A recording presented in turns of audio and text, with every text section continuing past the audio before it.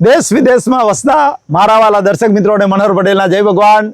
મિત્રો, મારા ખેતરની અંદર ગિલોડીની વાડી છે. એ વાડીમાં સરસ મજાનો હિંચકો બાંધ્યો છે અને હિંચકા ઉપર બેસીને વિડીયો શૂટ કરવા જઈ રહ્યો છું. મિત્રો, અત્યારે ઉનાળો ચાલે છે, કેરીની સિઝન ચાલે છે અને કેરી એટલે ફળોનો રાજા. મિત્રો, કેરીનું નામ સાંભળતા આપણા મોંમાં પાણી આવી જાય યાર. અત્યારે તો ઘેરે ઘેર તમે ગામડામાં જુઓ, સિટીમાં જુઓ, હોટલોમાં જુઓ, રસ રોટલી, રસ પૂરી બંને ટાઈમ ખવાતું હોય છે. મિત્રો, ફળોનો રાજા એટલા માટે આયુર્વેદે કહ્યો છે કે એની અંદર મિત્રો વિટામિન સી ભરપૂર છે, જે મારીને તમારી રોગ પ્રતિકારક શક્તિ વધારવાનું કામ કરે છે. એટલું જ નહીં, એમાં સૌથી વધારે ફાઈબર છે, રેસા. અને ફાઈબર હોવાથી મિત્રો, ફાઈબર એ આપણા આંતરડાનું કુદરતી ઝાડું છે. નાનું આંતરડું ને મોટું આંતરડું એને સાફ કરવાનું કામ, એની દિવાલો ઉપર ચોંટી ગયેલો કચરો એને ખેંચીને કાઢવાનું કામ એ ફાઈબર કરે છે. પાકી કેરીમાં ફાઈબરનું પ્રમાણ સૌથી વધારે છે, એટલે ડાયજેશન સિસ્ટમને બૂસ્ટ કરે છે. મિત્રો, એ સિવાય એમાં બી complex, vitamin B2, vitamin B12 અને વિટામિન B6 પણ જે નર્વસ સિસ્ટમ માટે બહુ ઉપયોગી છે એ પણ છે.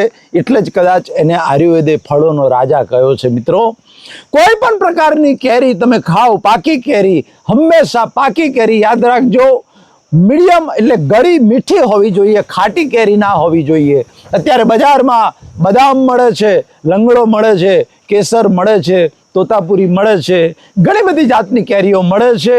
જે કેરી તમને ભાવતી હોય એ હોંશે હોંશે ખાજો, એને કાપીને ખાજો.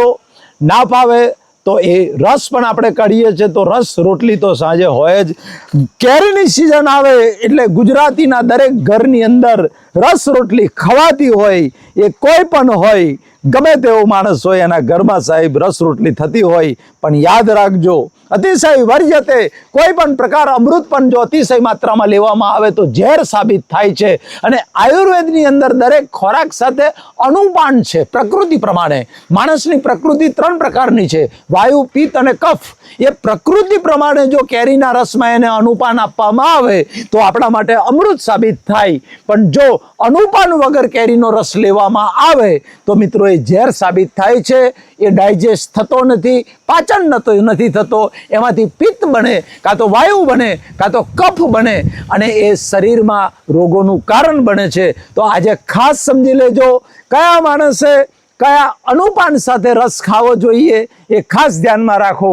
જે લોકોને પિત્તની પ્રકૃતિ છે, થોડું ખાટું ખાય, તીખું ખાય અને છાતીમાં બળતરા, પેટમાં બળતરા, એસિડિટી થઈ જતી હોય, આવી પિત્ત પ્રકૃતિવાળા માણસ જ્યારે રસ ખાય ત્યારે રસની અંદર હંમેશા મિત્રો શેકેલું જીરું, એનો પાવડર બનાવી દેજો. કદાચ નહીં શેકો ને કાચું હશે તોય પણ ચાલશે.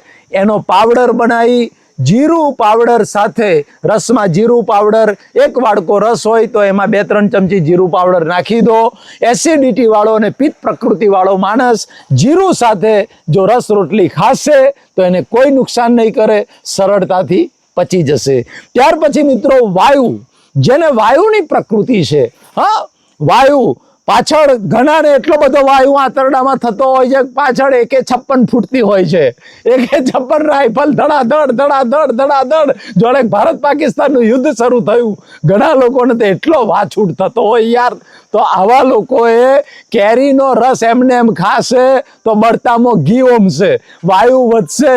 તો વાયુની પ્રકૃતિ વાળાએ આયુર્વેદમાં ચરકજીએ સ્પષ્ટ કહ્યું છે કે કેરી એ સૂંઠના પાવડર સાથે લેવી જોઈએ. કેરીના રસની અંદર સૂંઠનો પાવડર નાખજો અને સૂંઠના પાવડરના અનુપાન સાથે કેરી લેશો તો મિત્રો એને વાયુ નહીં થાય. અને ત્રીજી પ્રકૃતિ કફની પ્રકૃતિ. ઘણા માણસો થોડું ગળ્યું ખાય, સહેજ મીઠાઈ ખાય, સહેજ ગળપણ ખાય એટલે છાતીમાં કફ થઈ જતો હોય છે. તો આવા લોકો ખાસ યાદ રાખે કે જેને કફની પ્રકૃતિ હોય એમને 2 વસ્તુનું અનુપાન લેવાનું છે, થોડો સૂંઠનો પાવડર અને થોડો મરીનો પાવડર. સૂંઠ અને મરીનો પાવડર સરખા ભાગે રસમાં નાખી અને પછી તમે રસ ખાશો તો મિત્રો એમાંથી કફ પેદા નહીં થાય. કારણ કે સૂંઠ જે છે અને મરી જે છે એ બંને કફ નાશક છે. તો આ રીતે કેરીની સિઝન છે, આ રીતે કેરીનો રસ ખાશો તો મિત્રો કેરીનો રસ વાયડો નહીં પડે, ઇન્ડાઇજેશન નહીં થાય, કેરીનો રસ પચી જશે. જો કે ભાવ બહુ મોંઘો છે. મારા વિદેશના દર્શકો, મને તો ખબર નથી વિદેશમાં શું ભાવ મળે છે.